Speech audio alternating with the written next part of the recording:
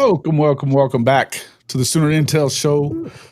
I'm your host, Jason Watkins, along with my co-hosts, Kchris Griffin from the Horns Down podcast and Mr. Mason, Chris Mason from Sooners 360. If you love college football, you know you're in the right place. We're going to get into some projections, predictions, and go over kind of the debacle that was our week last week for me and Chris, and Chris Mason getting lucky on his picks.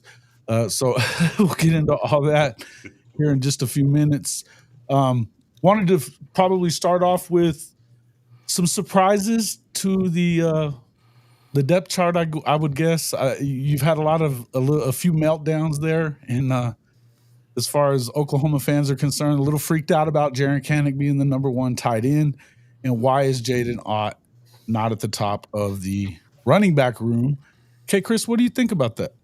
I think it's a case of, hey, fans, OU Sooner Nation, y'all just gonna have to pick your poison because it's simply one of those things where y'all been screaming for permanent captains the whole time. You got that, and then on the flip side, you got the whole let's reward these guys or whatnot.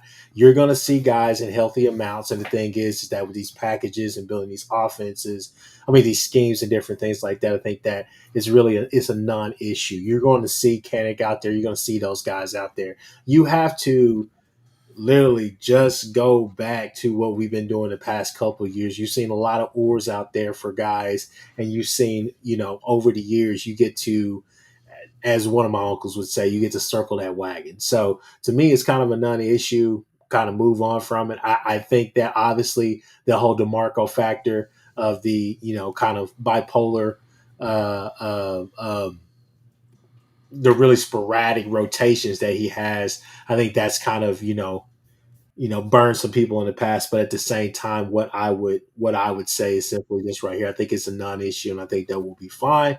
I think you will see the guys that get the most carries and all the rest of that stuff, and who deserve those carries. I think you'll see that play itself out. We'll see. Does Barnes have the vision? Can Kanak make some plays? Can he actually catch the ball? But I think that what you'll see is a heavy dose of things. I think, look, guys, one of the things I'm really excited about this year, and we've all talked about it plenty enough, Kevin Wilson's on this staff. And I think that I think that Arbuckle, personally, I think Arbuckle is a guy who's not going to be like some of the guys we've had in the past.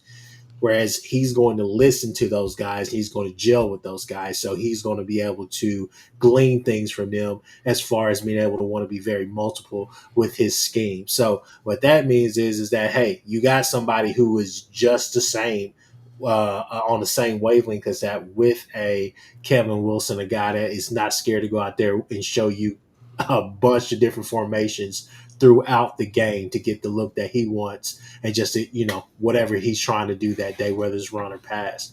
Regardless, though, again, I think it's really a non-issue. I'm more into the conversation about Illinois State. I think that we got some good things to talk about with Illinois State because I think that obviously I think we win big, but at the same time, I think it's a pretty good test because of some of the things they do, especially defensively. Okay, Mr. Mason. I just think, I know depth chart analysis is a Sooner fan specialty, but I just don't think it means. I just don't think it. I think they're just rewarding guys who were healthy in camp and who played, and I think that's why Kanak will play. I don't think Kanak will be in line if he has to block, defensive ends. I think they'll keep, they'll use Kanak as an H back and try and use him in the most effective way possible. I hope. And then at running back, it's got, no one else. The only two backs that really were around for, August camp were Barnes and Blaylock. So they're just being rewarded for that fact. I imagine Is that a concern for you though? Because I think that's where the concern is coming from. Is that like why is this guy why is he hurt now? Well, I don't think he was hurt. I think he banged his shoulder up, and they basically, they banged his shoulder up, and they basically kept him out of the rest of practice. He's been going through drills and doing stuff according to all the sources I have. They've kept him out of contact, and I think they're going to ease him back. I think we'll see Ott get carries. I think we'll see Blaylock get carries. And we see Barnes get carries. And if things go right, we'll probably see X-Rob as well. The only guy who won't get, maybe even Gabe Sawchuk will get a carry or two. The only guy we won't see is Taylor Tatum because he's not cleared yet. So I it's I just don't think the Ott thing is a problem until it's actually a problem. And if you're looking for problems, you can make something out of this. But I don't think the Ott thing is a problem until it's actually a problem. That's kind of my viewpoint on it. Okay, fair enough. I don't disagree with you. I just think that's the concern that we're hearing from people. A lot of people are like already tying this into a DeMarco Murray conspiracy theory, and let's just see. Let's just let things play out, I've been sort of banging my head against the wall all week because I'm trying to listen to podcasts about Illinois State and the 2025 Sooners, and all I hear are podcasts where everyone is rehashing their PTSD over the 2024 Sooners. It's like, guys, turn the page, move on. So but yeah, I mean, I was a little surprised we had as many oars on the offensive line, but that's the way they want to handle it. Then so be it. But I think overall, I'd rather talk about the depth chart on the defensive side of the ball where it just looks stacked, man. It's just it's just every position you think that there's real competition going on, and guys are going to have to play at an elite level to keep their snap counts up. So I love that. Right. So I guess that's the feeling out there right now is that it is just kind of rewarding them for being there. Obviously, this is Illinois State. It's not like you have to have all hands on deck for this. You heard the coach from Illinois State talking today about hoping he could get his guys out of there healthy. That's not usually a good sign when you're coming into a game if you're just worried about health. I would just, in view of the fact that that's the case, I wouldn't be too concerned about who's on the field. I think you could put your third stringers in and run away with this game. Well. As the great Lee Corso would say, not so fast, my friend. Okay, simply because, and hey, Chris Mason, I love what you said because I'm moving past that. I have moved past that. But what I will say to you is this, Chris Mason. The 2024 season hunts us. Why? Because that is what people are talking about right now. Because to me, if you're worried about depth chart stuff right now, I think that you have I think that you need to probably go to Sooner therapy and actually talk it out. Oh man, I mean, there's entire podcasts that need to be in therapy right now. I get that. But here's the actual point. I'm trying to make, fellas. We had Easter eggs last year. I didn't want to admit it. I was there at the Temple game with my uncle. My uncle leaned over to me and said, "Nev, I don't think that we're going to be that good this year." I said, "What do you mean? It's the first game of the year. Jackson's his first game." Nephew, we can't move better. We can't move anybody off the line. We get no push. We're not physical on the line. Look, he said, hell, Farouk just got hurt. Birch is basically out there by himself right now. He's like, we're hurt. It's going to be a long season. He's indecisive. He can't do so. Again, we scored 50 points that game, and you left that game thinking to yourself, okay, maybe we can get better. You go into the Houston game, it did not get better. You go into the Tulane game, it got better, and then it regressed, and then you pulled it out. Thank you, R. Mason. But it's one of those things, fellas, where the bigger issue is simply this right here. Can we get back to one? Obviously, the goal is to play complementary football. But two, can we get back to just being able to move up and down the field at will, right? So that's kind of the thing. I think that's the fun part to see. Is this offense, it's not necessarily explosive plays. It's can you stay out of third and longs and different things like that? And can you make the correct reads, correct plays? Because here's the thing. Illinois State is going to give you plenty of opportunity to do that. Trust me, if we get into 3rd and 6, anything that's 3rd and 6 and longer than that, they're going to do a cover 0 blitz. They're bringing everybody. I mean, I've watched the film. If you put the film on, they are not scared to go to a cover 0 blitz on a 3rd or 4th down to get you in situations they want you in. So it's one of those things where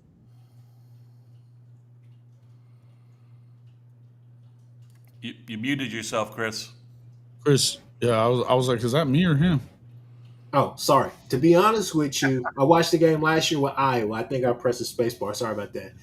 Regardless, so I watched the game with Iowa and Illinois State, and I said, hey, even though this is 40-0 after the it's all said and done, that doesn't necessarily tell the true story. If you go back to that first half, what BV and a lot of these other people are saying, it was actually a pretty interesting game because they were able to, one, move the football on Iowa. That's a good defense. And two, they were a couple of turnovers away from actually making it an interesting game, at least in the first half. So there are some things that we could talk about with Kansas State, but I mean, not Kansas State, but Illinois State. But to me, that's the more interesting thing than the depth chart talk is the simple fact of, can we answer that first question?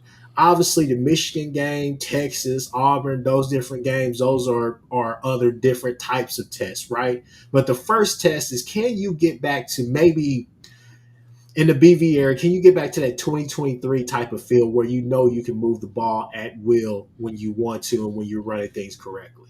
Can you execute? Does the offense, does it seem to have some identity, synergy, whatever you want to call it, cohesion? None of the things as you correctly pointed out, none of the things we really saw in the out of conference games last year. It was scrappy, it was ugly, and the only reason the first game was a big blowout was that the defense and special teams just kept setting up the offense and all that. So I think it's interesting, but I think, looking at some of the stuff, as you said, obviously Gabe and Teddy have been doing some things this week talking about them. It looks like Illinois State has serious issues pass blocking. So if we can stuff the run and keep the QB in the pocket, our Mason and Okoye are going to get to him because their tackles apparently look terrible. Yeah. Agreed. Well, let's get into, I guess, do we want to go to our expectations for this game? Let's do our predictions for the game. Yeah. Okay. Let me set this up. All right. Yeah, listen, I would tell you that I think overall, when you look at it, you want to see them come out and like really get going early. As bad as we saw this offense a year ago, I mean, it's lifetime bad. You know what I mean? You want to see them come out there and this game's over with middle of the second quarter at the very latest. This is over. You're getting new guys in, everything else. That's my feeling on it, right? I don't know. I just feel like that's kind of what you have to have. It's just me.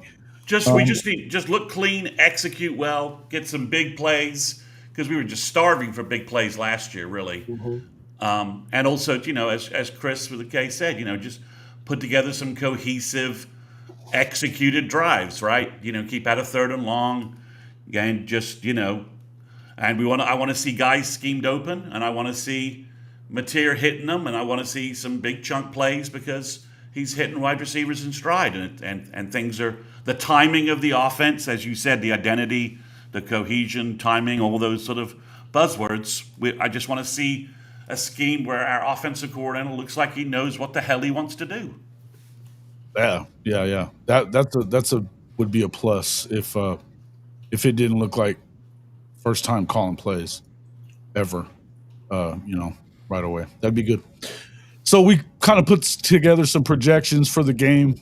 Obviously, we're going to do this from week to week as well, along with our picks, our pick 5 on all that stuff. Who's going to be your leading rusher, receiver? You guys know I put this out on Twitter. There was a few folks that did answer it. We'll kind of go through yours as well as we go along with it. But let's just start off with leading rusher. Now, obviously, I kind of came in with it. I figured that Mateer's probably not going to be in for a whole lot of time. I can see Hawkins breaking off a few big runs there. Plus, I picked after you guys did, and y'all already had Barnes and Blaylock. So I went ahead and picked Michael Hawkins to be the leading rusher for Oklahoma in the game. I could see him breaking off a couple of long runs and kind of picking that up if it wasn't one of the other two guys. I could certainly see who you guys picked. Okay, Chris? Yeah, I jumped in here and I picked Barnes, obviously to be a little bit different than Mr. Mason, but simply I picked Barnes because I think that he could potentially have a main like performance in this game. I think that he could.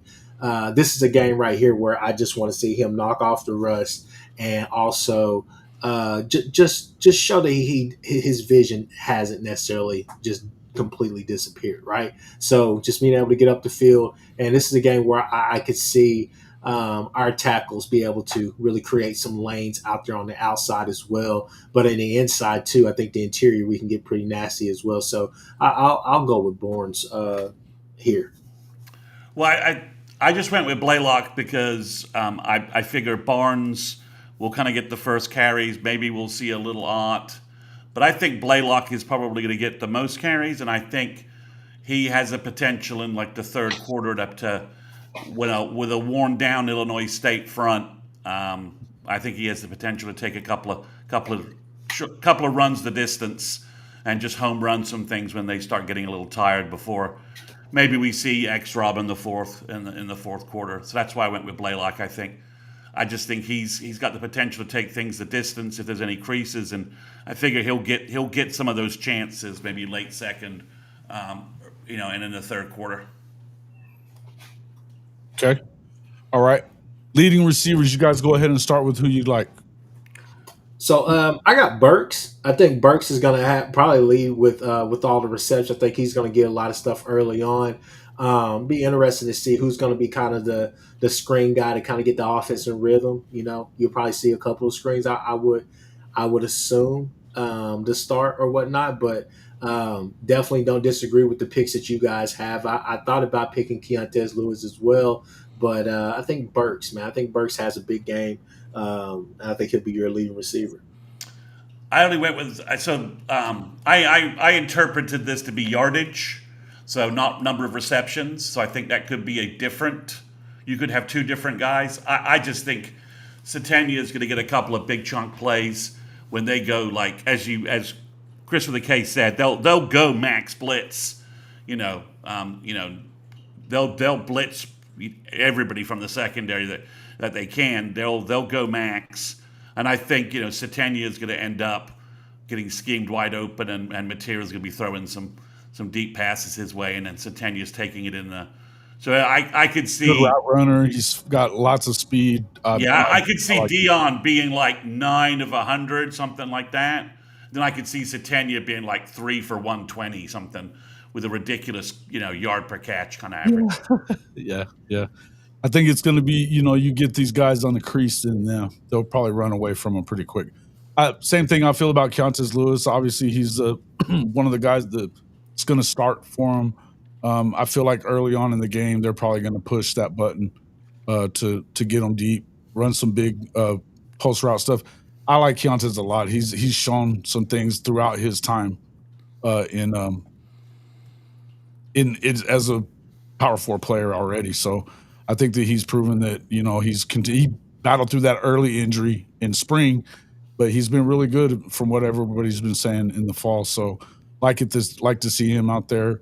I think that could be. It wouldn't surprise me if you saw a guy like Ivan Carrion do it either. But I feel like he's probably going to be a big red zone threat for sure. But yeah. Anyway, moving on. Will John Mateer pass for 300 yards? Nobody says yes. We've all got no, but I think he'll be right under it. I think he'll be right. Yeah, I think he'll be out. He'll be pulled right before he gets it. Yeah, I'm on the same page as you guys. I'm right around that same number with you, Jason. Maybe a little bit lower. I can see probably a few more touchdowns than it should be for like a 250-yard day. But I think that he could. I think he'll get close. If he surpasses that, I wouldn't be surprised. But I think that you try to this. If I may just break off here just for a second, I think this is a game here that what I'm really interested to see is can we actually, because the past 2 or so years, we haven't necessarily been able to play vanilla football and look Right. great. So I want to see, because he has been in this offense, because he knows his offense, and because he has better weapons, can they keep it vanilla to start and really go out there and do what they need to do? Because On the if he football. does, I think he's going to be efficient the whole time. Yeah.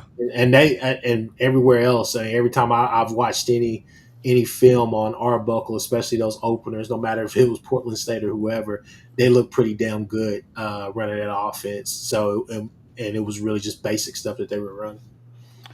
Yeah, I completely agree. I think if it wasn't Arbuckle and Mateer, Yeah. if it was Arbuckle coaching up somebody else for their first start, you might expect things not to be running smoothly. But I think everything we've heard and all the stuff we've gotten from camp indicates that the offense has some momentum. It has some.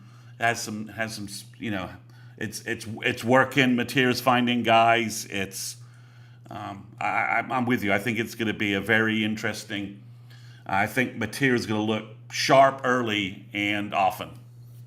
Because I also think Illinois State's going to give them some big play opportunities, because they're not going to just sit back and drop back and make OU grind it out. At least that's what they don't. It doesn't look like that's the way they play. At least No, they want to be aggressive. They want to be physical as they possibly can. And literally, they have 7 in the box. They have 6 in the box. They send it to everybody. I don't. It's no zone, no none of that stuff on those third downs. They're trying to get pressure. They're trying to get you. They're trying to get you off. But if another sidebar, if you go watch, you watch Illinois State versus North Dakota State, who I think everybody on this panel and people in the chat, I think they would respect that name and that brand of football.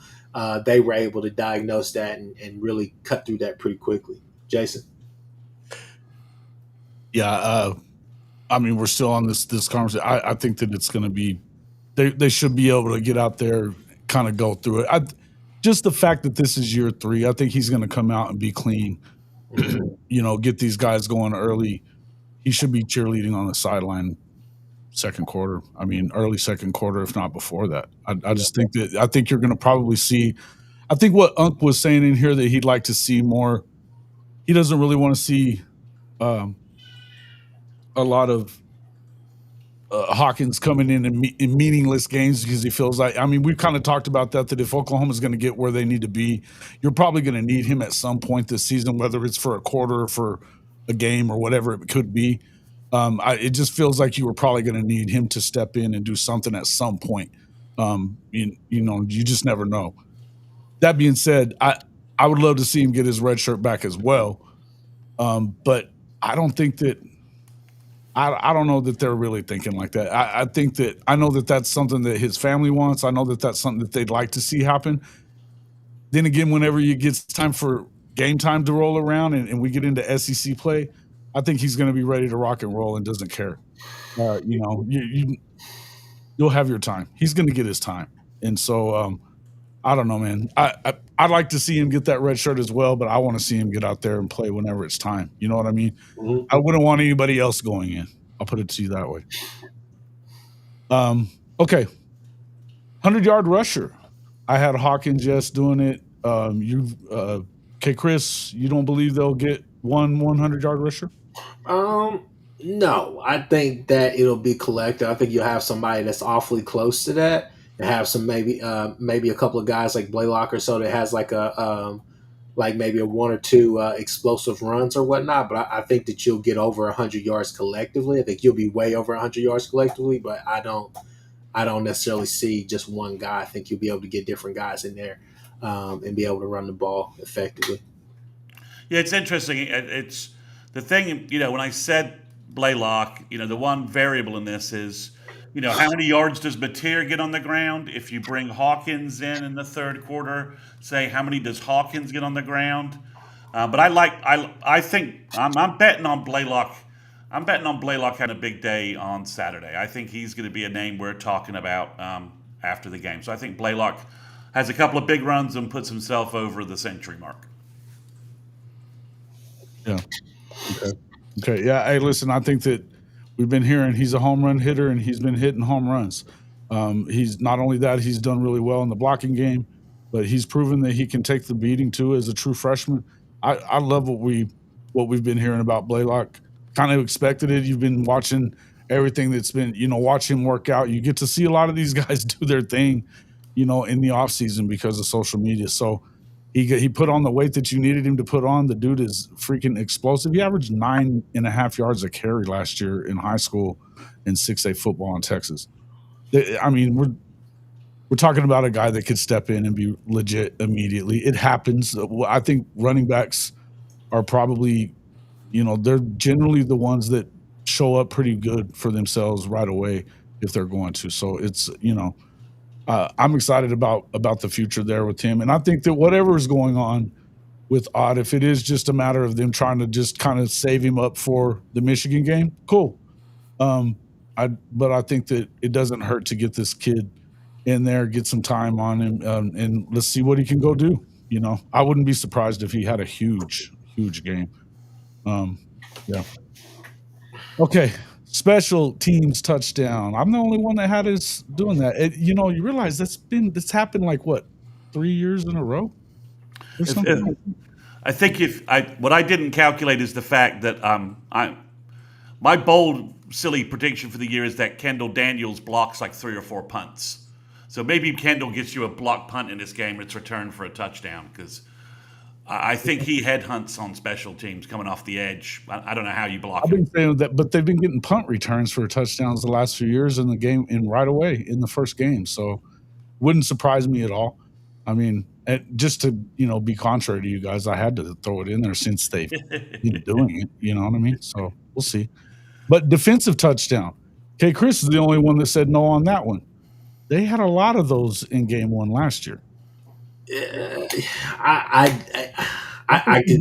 can see turnovers. I just don't see a pick six or anything like that. I think that Did they have 3 last year?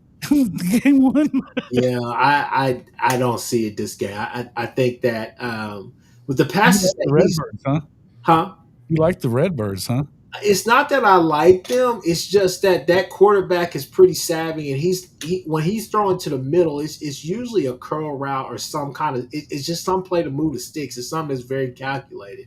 When he throws his interceptions or when he throws balls that you're just like, dude, what are you doing? It's usually kind of out routes or different things like that. So those are the ones that you could jump, but I just I don't necessarily see us having one that we're taking home.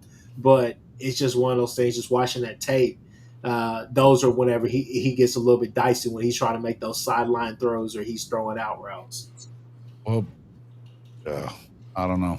Yeah, it wouldn't surprise me if they got a scoop and score either. I mean, you could see they literally had 3 defensive touchdowns in week 1 last year, so it wouldn't surprise me. Chris Mason, Pick six. Pick six. Maybe it's Kendall Daniels with the pick six. I don't know. Kendall Daniels. Hey, listen, I would not. He's getting in the way of everything according to Gabe and Teddy. So I think we get a pick six. Yeah, a lot of I think this quarterback. I think Kchris is right when you watch him on film, but I think we're going to put more pressure on this kid, and he's gonna throw a classic Oski that we take back for a touchdown. Yeah. Okay. We all expect 50-yard plus plays. I expect quite a few of them.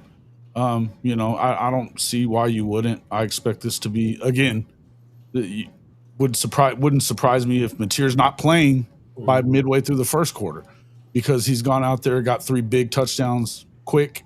They jump ahead or even 4, and maybe they get that defensive touchdown. It's 28-0. You got to get him out. There's no reason to have him in at that point. Same thing for you, Kchris? Yeah, no, definitely. With some of the things that I saw that they were working on, that they were doing during that whole spring combine thing or whatnot, some of that film that I sent you guys, right. I was like, yeah, no, I could definitely see us getting a bunch of getting a few of those. I think you're going to dial those up a couple of times and see if you can stretch that defense. See if you got some guys, because you're going to have guys that your speed guys are going to be out there. Burks is going to be able to stretch the field, especially over the middle, playing that slot. But then a Satania, um, um, um, hell, Kearney, guys like that, Jermichael Carter. It'll be interesting. Hell, Keontae Lewis as well. So some of the guys that we have, they're going to be able to stretch the field and they're going to be able to get behind his defense. So it's going to be on him to find them. But you kind of like, again, you go back and watch a lot of the Washington State tape and see material. He pushing the ball down the field, and the whole thing is that he's hitting those plays, and he's looking safeties off. He's making the safeties really commit to certain things that he's doing, and certain guys that are that they're scheming up. By the time that you're over there trying to commit, that's whenever the Kyle Williams and the Merediths and guys like that were just running right past you on the other side by you and your other defender, right? So, no, I definitely think they dial it up and they hit connect on a couple of these deep balls. Yeah, I think we see more big plays. I think obviously, I mean, Illinois State is a gambling defense, as Yes. Kchris has indicated. Like they're not going to sit back and make sure OU does the execution, grind out 15 plays kind of thing. It's going to be, we're going to try and get you on a 3 and out, and maybe we give up a 50-yard touchdown pass instead. And I also think another prediction: Elijah Thomas has a 50-yard or longer play on a Saturday. Et makes his debut and gets. So he is indeed an extraterrestrial. That's correct. He is an alien. So so he makes. I don't know which quarterback is getting him the ball, but I think you're going to see Elijah Thomas kind of be like. He's just different. Even Nagy said it, and Brent said it, right? Just simple play, and then all of a sudden he's gone. It's just. I think we're going to see that from ET. Okay.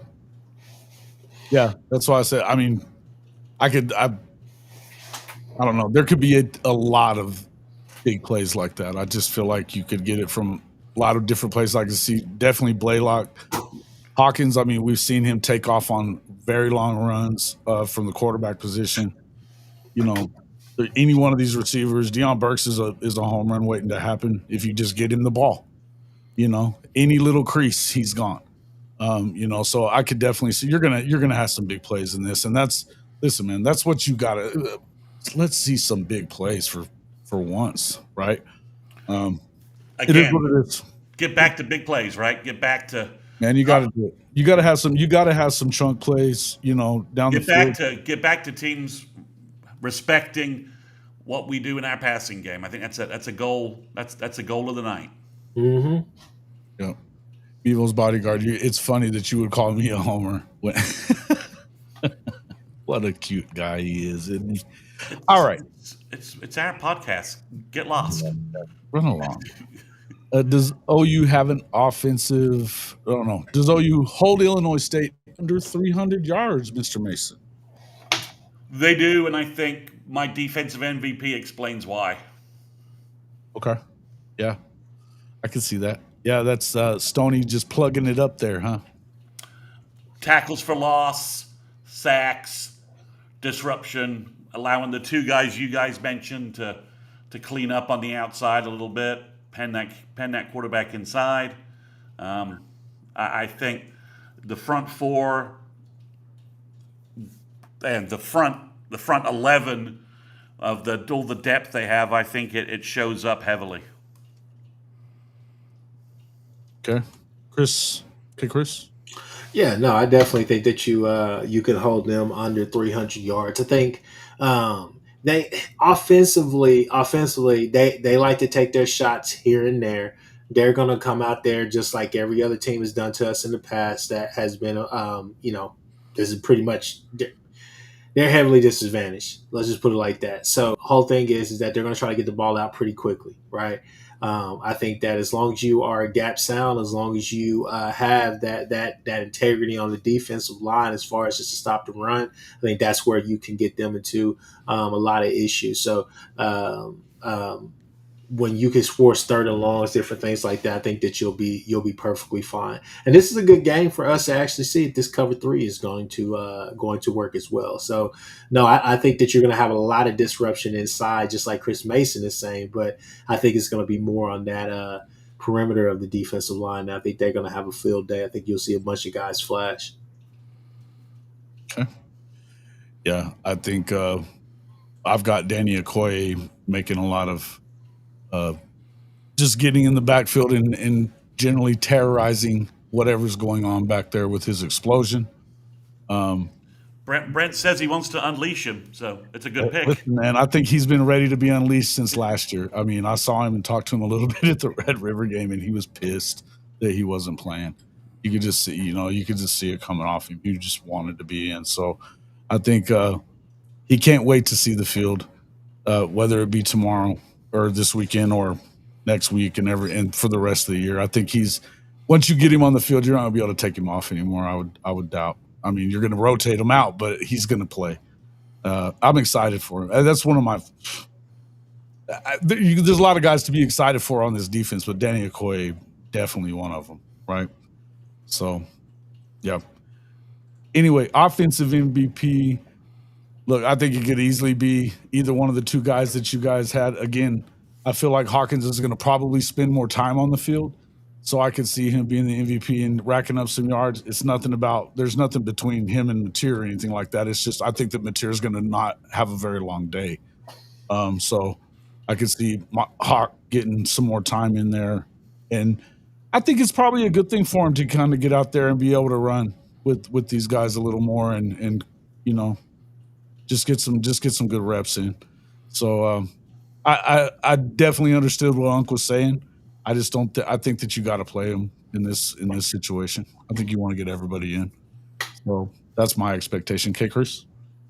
I got Mateer. I think Mateer shines on a couple of big plays that you're just like ooh and all the rest of that stuff where it gets you pretty hyped. And I think that he's probably the focal point of the conversation going forward into the Michigan week. Yeah, I mean, Mateer's sort of your obvious answer, so.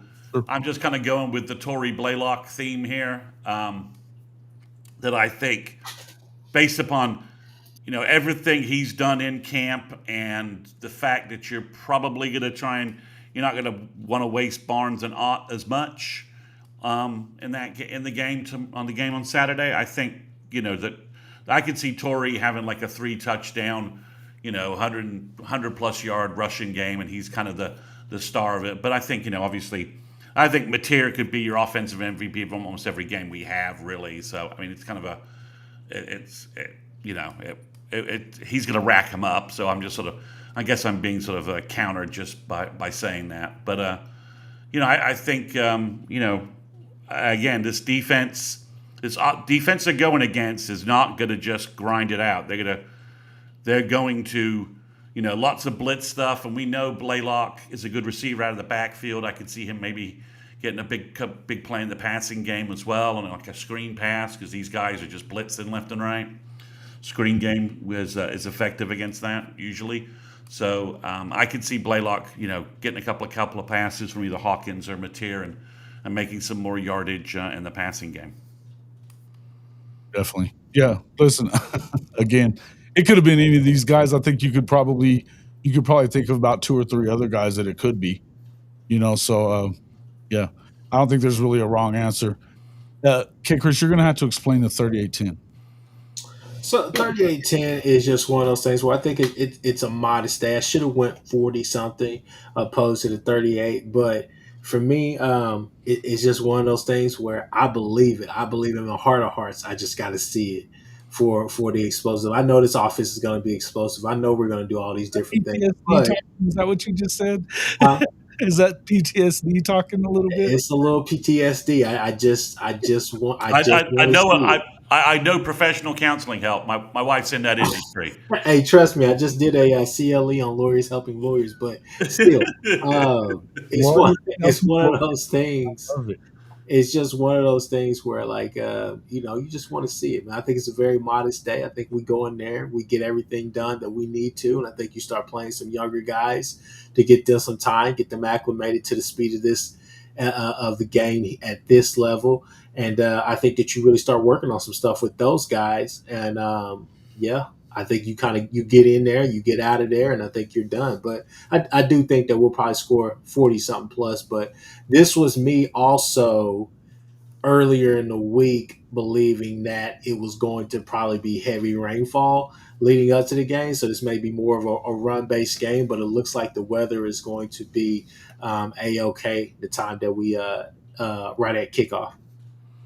So my score is based heavily on our defense giving the ball back to our offense quickly. That they're stymieing Illinois State, they're forcing turnovers, but they're also forcing 3 and outs or 6 and outs, whatever you want to call it. That the offense is getting lots of opportunities, and they're also getting set up in good field position. And I think there's at least one defensive score in there. And I also think that, fourth quarter game with Hawkins and maybe X-Rob in the game, you get some garbage. You're grinding some stuff out, and there's Sure. and Hawkins breaks a run, and all of a sudden 40 yards, he's in the end zone, and it's just done. Same thing with X-Rob. Do you want to tackle 238 pounds of Xavier Robinson in the fourth quarter? Probably not. And maybe just he breaks away, trucks something for a run. We know he can do that. So that's a little bit of where I think it's going to be like in the 40s, and OU gets what might be considered 2 cheap touchdowns in the fourth quarter, just off Illinois State's just out of gas, and we have better O-line depth than we've had previously. So the backup O-line pushes some people around. I mean, Foji and UK Dan and Baklenko, and Jake Taylor could be the guys your fourth quarter offensive line, and that's some folks who can move some people around, and our backup quarterback and backup running backs might find some lanes, and then they're just gone. I mean, as you said, Hawkins is just gone with the gap.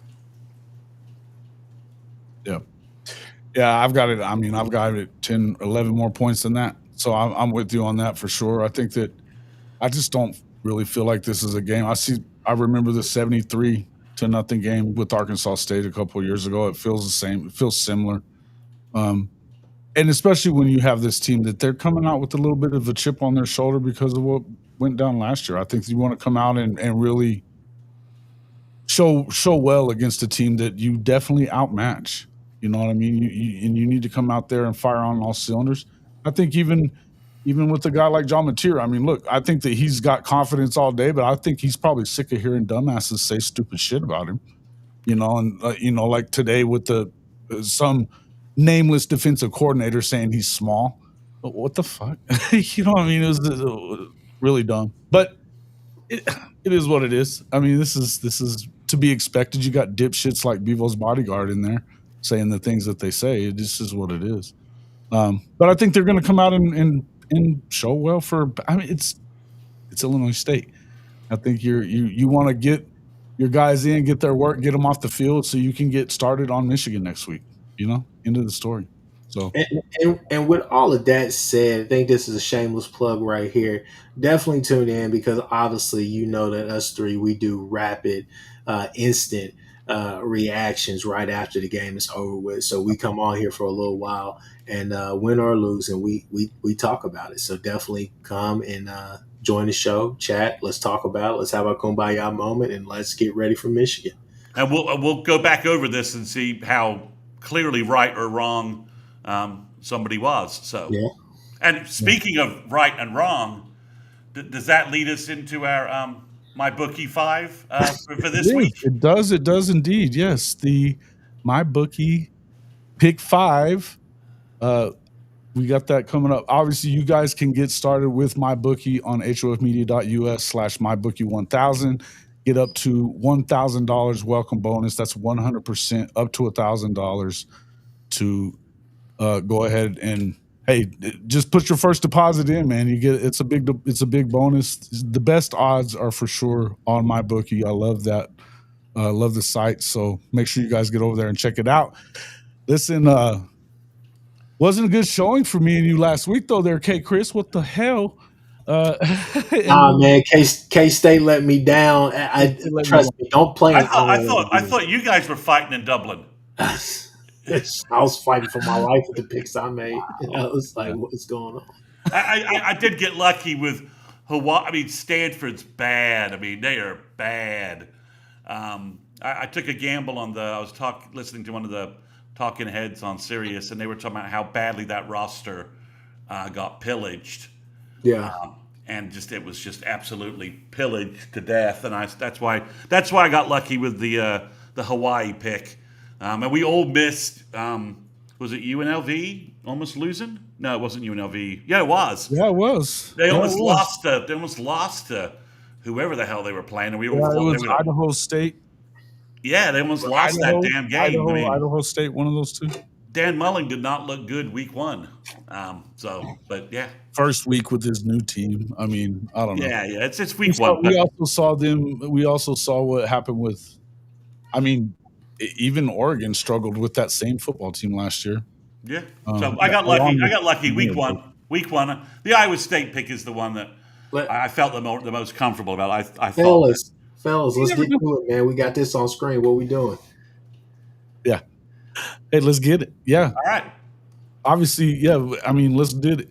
Hey, it's pretty much everybody picked the same stuff. So Oklahoma given the 35.5. But this Texas and Ohio State game, nobody picks Texas. That was a little surprising. You knew sure as shit I wasn't doing it. But given the 1.5, did you have any pause in making that pick, Kchris?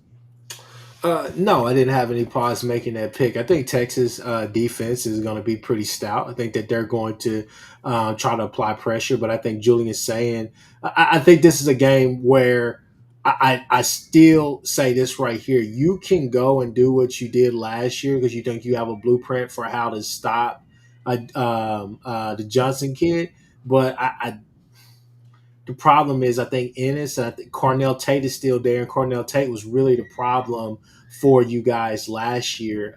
Texas Bevo's bodyguard, you probably remember him. I think the run game is going to be solid. It's going to be different. It's going to be interesting to see what, because the three main scenarios is simply this right here, and Sark is involved in basically every part of it. But it's one of those things of who calls a better game. Is it Sark or is it Heartline? I think it's probably going to be Sark. But then Patricia is obviously he's kind of a wild card as well. But it's just one of those things where I think that I give them an edge. They're at home. You kind of have some things that kind of just, kind of wash each other out simply because, yes, Arch is going to come in there hyped and everybody is, every Texas fan is, basically having that foot long, right? They like Jared with the foot long. But anyways, once you get past all of that, still, it's going to be his first true road game as starting, not Mississippi State, not none of that other stuff. This is going to be Ohio State. Yeah. Julian saying is going to be in the same boat as well. Playing against them last year. Yeah, so it's going to be one of the things where it's the same thing. So there's a wash. There's a lot of things that just kind of X each other out as far as what's going on, because you could say Heartline, first time play caller, but you can also say, hey, if things get tough, is Sark going to make it? Once Sark gets away from that script and all the cute plays that he wants to do with the reverses and the little running back screen, once you get him out of that, you get him out of his comfort zone, and we have seen they struggle in the red zone to score. And also, at the same time, Sark will get a little bit too cute around the goal line. We've seen it. Hell, it happened last year in the Ohio State game. So those are things that you have to factor into this. And when I see that, I say, I don't know what the hell Matt Patricia is going to come out there, but I know that that Ohio State defensively, yes, they lost some really good guys, but it's Ohio State. I think they're going to be just fine. And so it's going to be interesting to see what this NFL influence is going to look like, but we're going to have to see it. So, it's just one of those things where for me, I give Ohio State the slight edge simply because they're playing at home. But I think that Ohio State is going to have a really good day. So we'll see. Chris Mason? I I'm having a hard time understanding why no one is pointing out the fact that Texas grabbed 3 defensive tackles in the January portal and felt like they need to grab 2 more in the spring portal. No, it was 5 in the spring, wasn't it? It was like maybe it's 2 or 3. I'm not sure. I think they got like 5 or 6 total. I just wonder what's going on with the interior of their defense and their offensive line. It's also being rebuilt as well. So I just think everyone's saying, well, Texas has this talent everywhere. They got 5 stars everywhere. Well, they don't have 5 stars on the offensive line.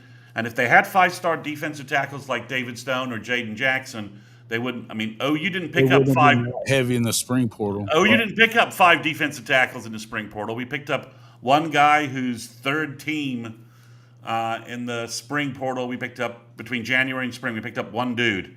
So I think there's some vulnerability there and some issues there for Texas, as well as I think if this game was in Austin, I probably would have picked Texas, and I just leave it at that. I think the road part of this plays a significant factor. In order to go into sure, we won in Columbus, but we had maybe our best quarterback in the last 25 years with the best offense that we've had maybe in the last 25 years to do it. So, and nothing about Texas says that, and their running game is a bigger part of what they do. And I figure Matt Patricia from the NFL can at least figure out how to put a run defense together. One would think, and here's the other thing that you have to think about too is the fact that, hey, the best player on both sides of the football in the country played Ohio State. And it's not like Ohio State has like scrubs everywhere. I mean, these guys have top 3 recruiting classes every freaking year. Yeah, listen, I mean, go look at the rosters. There's a reason they're number 2 roster behind Alabama. That's it. Okay. So look, I think that they've got some things to overcome. I don't think that it doesn't matter that you have a new offensive coordinator or a new defensive coordinator. What I do think is you have a lot of continuity throughout that staff, particularly and again, not all these guys, the Texas guys want to tell you that, oh, well, a lot of these offensive linemen played last year. Well, you already lost your left tackle. You already lost your left tackle. So you need to talk about it both sides if you're going to sit there and act like that it doesn't matter that you lost all these guys, but it matters that they lost all these guys. They have Caleb Downs in the secondary. He's probably the best player in the country. If there is a better one, I would tell you it's Ant Hill. I'll give you that. But as far as defensive players, I think that Anthony Hill is probably the best player in the country if it's not Caleb Downs. But I think it may be Caleb Downs too. Then the other side would be Jeremiah Smith. And before you say, oh, well, we shut him down, you didn't shut down anybody else last year. So just because Jeremiah Smith didn't get the lion's share of catches in that game, he didn't need to. They were getting you every other way. So again, do something in the red zone on the road. That's a tough thing to do, and you haven't shown the ability to do it even in your home state.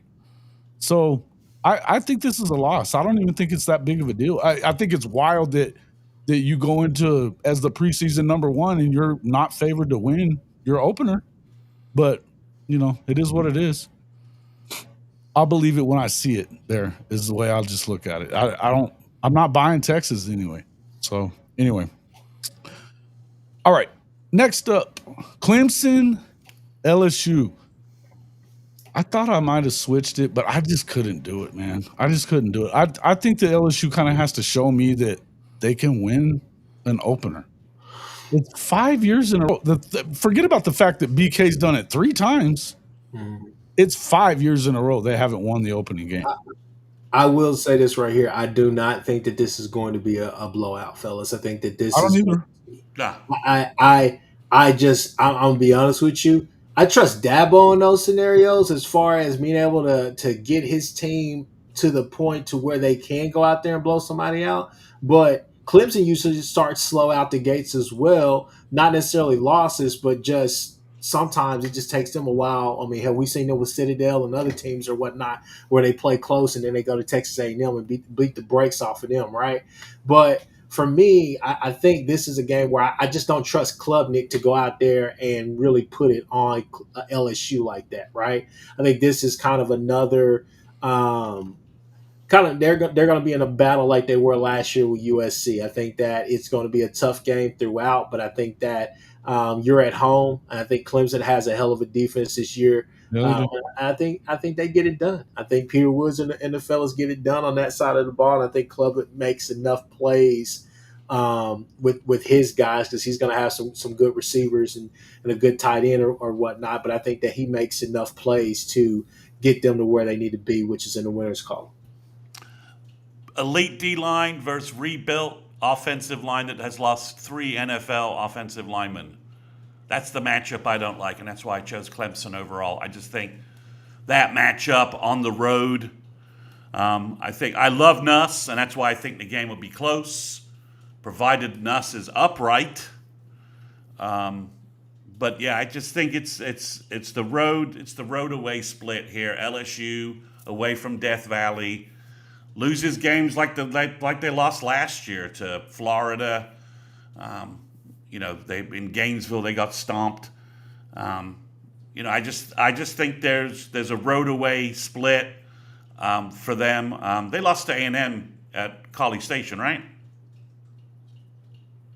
Who That's did? right. LSU last year. Oh, Didn't they lose to College Station? yes. Yeah, they So lost, yeah, they lost just to South they're just Carolina at home. They lost to South Carolina and Bama at home. yeah they're just not a great road team. And Death Valley, in the other vest, although Little Death Valley Junior is what Brian Kelly's calling it. He Oh, called that's it Death Valley Junior. He did. yeah, that's a laugh. Sorry, I thought that was the practice You field. stupid Death Valley. idiot. I thought I Death don't know why Valley you- Junior was the practice field at Notre Dame while he was coaching there. But just really, I just think again, you've got Peter Woods and you've got this Parker kid. Plus, we know Clemson recruits D line, and Will Campbell and the other guy are in the NFL, and they had a hard time keeping Nuss upright last year with 2 NFL tackles.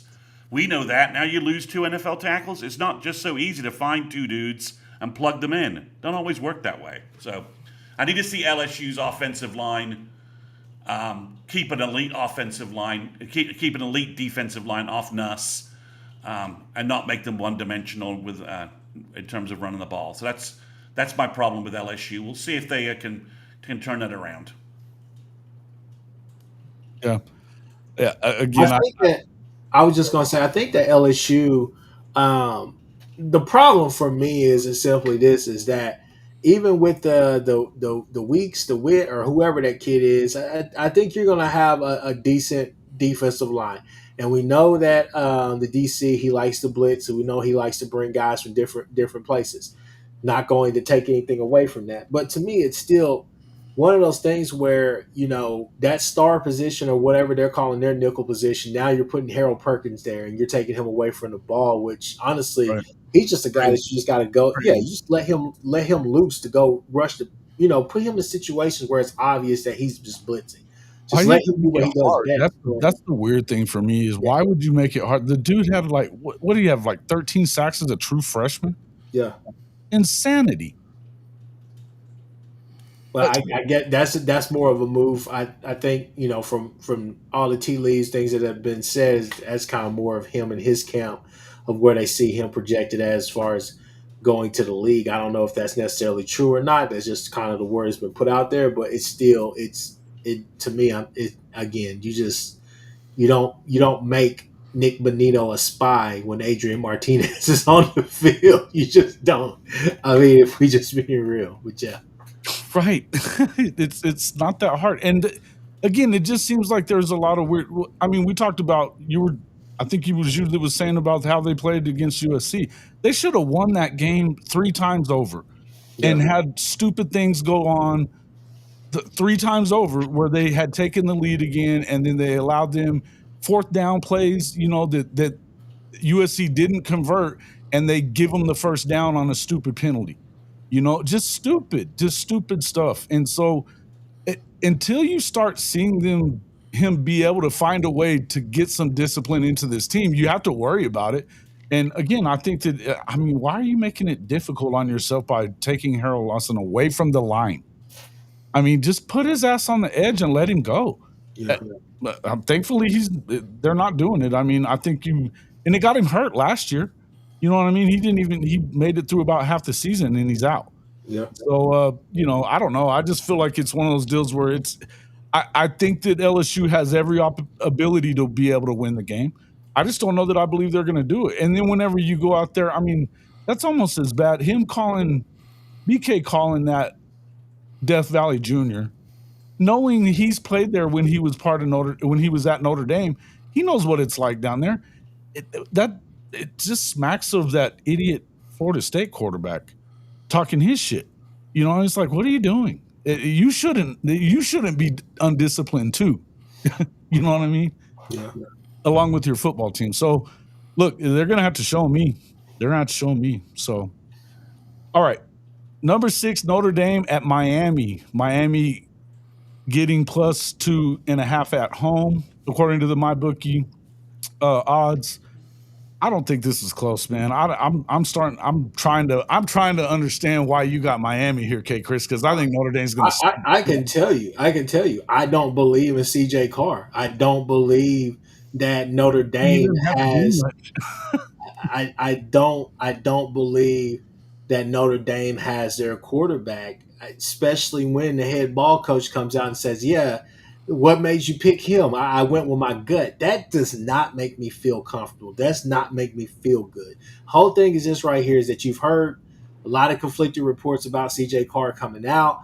As far as like, hey, he's been solid, he's been good. There's been times where you like, oh, he threw 4 picks in practice. I don't know what's going on. Maybe we need to ask Coach Roybal. Look, Coach, you just hating on Coach Roybal. Hey, Coach, if you see this, I love you. You know I respect you. You know I do, but I got to go against your guys, okay? I'm going to put it like this right here. When it comes to the QB battle, I'm going to give the advantage to Miami. I think they have the better quarterback. Defensively speaking, offensive line speaking, I don't understand what you're talking about. Here's the thing, Jason. Running back speaking. I'm just gonna be honest with you. They had their Cristobal may very well choke this game away, and he may be the reason they lose. But I can guarantee that's like I can guarantee you they will not be one dimensional like Notre Dame is going to be. Notre Dame is going to run the ball an awful lot. Come on, Jason. I don't see Jeremiah Love getting that loose against this Miami. He's not the only guy in that backfield. They put up 100 yards pretty much on everybody, and Jeremiah Love's going to get loose. What do you mean? Hey, like Trojan Fight is saying, load up the box, load up against the run, make the QB show you that he could beat you. That to me, I'm just telling you, I would not trust Lloyd Carr in this situation simply because. Well, Lloyd Carr is not quarterback. He's not playing quarterback, bro. CJ Carr. I'm just saying this right here. I'm not gonna go. I'm gonna go out on a limb and say that he's not mobile. He's not the Leonard kid to where, hey, you have to really be worried about this true RPO because that's his strength right now. I don't see it. I just don't see it, guys. I'm telling you, I would not get caught up in that. Defensively, I think that they will put up a hell of a fight. I think it's going to be a close game. I do not have it being where Miami blows them out and magically everybody shows up in that stadium. I don't see that. I'm telling you guys, I don't trust Lloyd Carr. I mean, I don't trust CJ Carr. Something tells me it's not going to be a good day. You call him Lloyd Carr again? He did. It's twice. Good God, man. Okay. So you guys have presented all kinds of interesting analysis on this game, intelligent, articulate viewpoints from both of you. I'm simply picking Notre Dame because Mario Cristobal is the worst game day coach in America. He will find a way to lose this game. He will find a way to screw this up. We will be talking about the fact that he shouldn't have like a coach visor on. He should have a goat head on instead. He's just he's just terrible. He's terrible. He's a great recruiter. Yeah. He apparently can coach offensive line well, but game day he is just. He suffers an incredible brain cramps in so many. He's got to prove it. He's got to prove that he can out-coach somebody on game day because the Georgia Tech guy smacked him around, and Fran Brown smacked him around in the Syracuse game. He just doesn't have it, and he doesn't have. And I don't buy the Georgia guy at all. I've heard stuff like that the Georgia locker room feels much better about the guy they have now than the guy from last year, and and he doesn't have the playmaking. They should have lost 5 games last year. Their quarterback kept them going just by magic, and they don't have that guy. And I don't think the guy they have right now. He lost the Cavender twin. He got his Lamborghini booted on South Beach. He's not having a good time in Miami. I don't think it works. Go Notre Dame, which I'm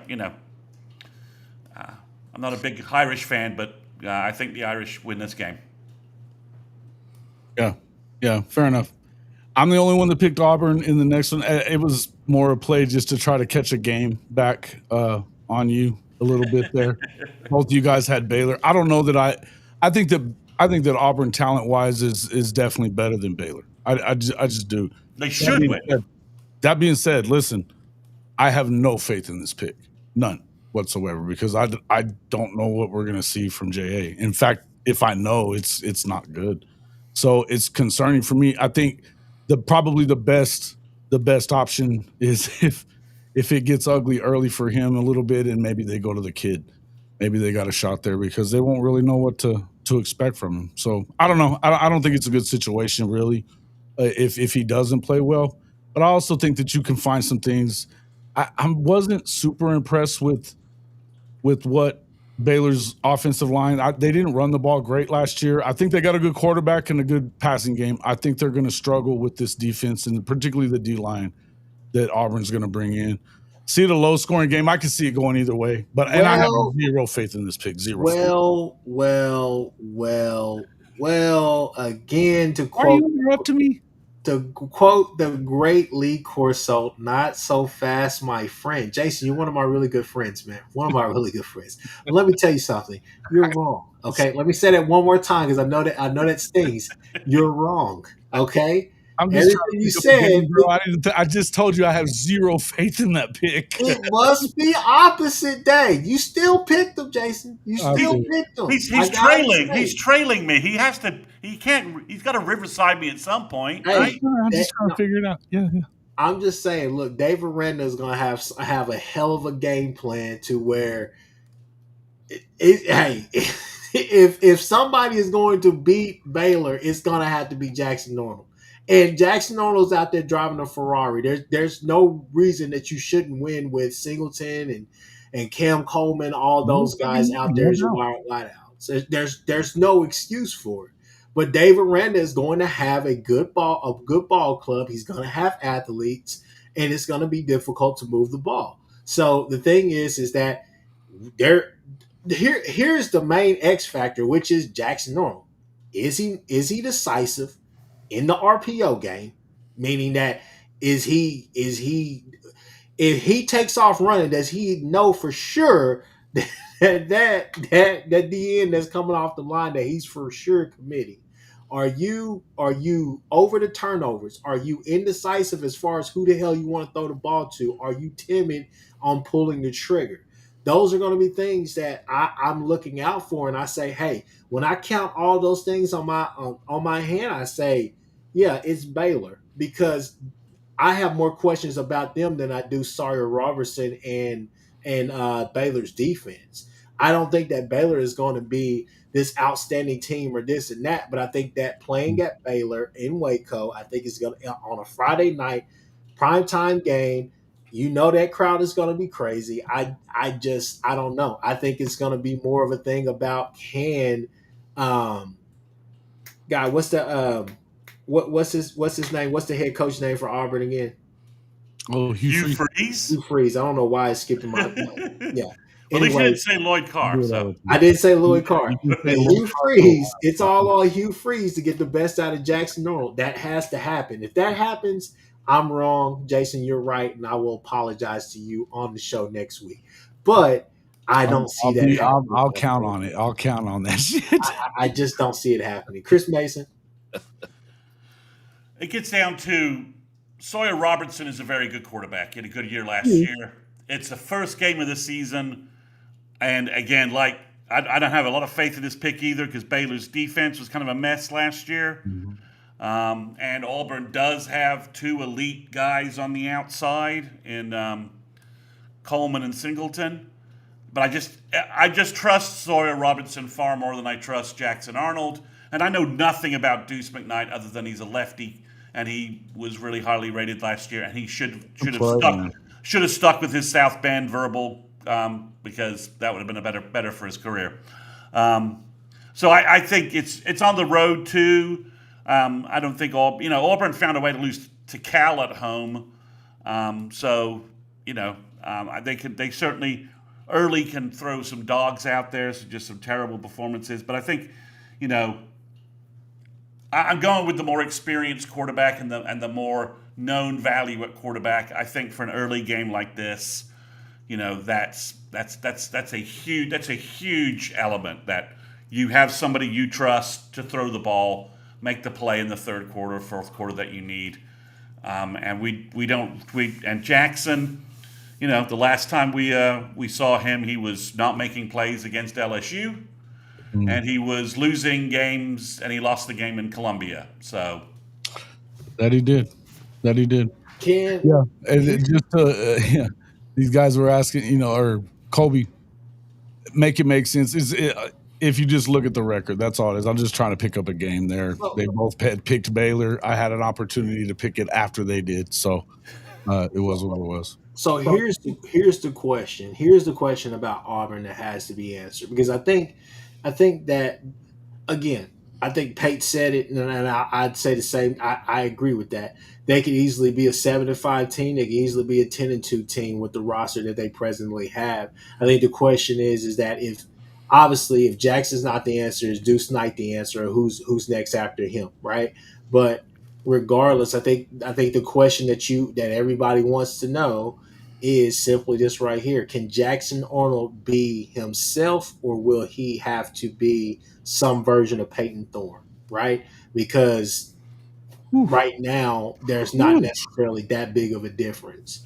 I was going to say, is there a difference in that guy? Well, the difference is that he's decisive. He can at least connect. He carved us up the first half of that game, just running those sticks, running curls, running those little those quick curls, just moving the ball up and down the field, doing what taking what the defense will give you. But at the same time, Jackson hasn't necessarily shown us that he can dial it up like that. He can just carve you up, just take those things. He is still very indecisive. You can go back to the Tulane game when he was passing, and we literally are up 2 touchdowns, and then boom, here goes Jackson, putting us in a situation where now we're only up by a touchdown.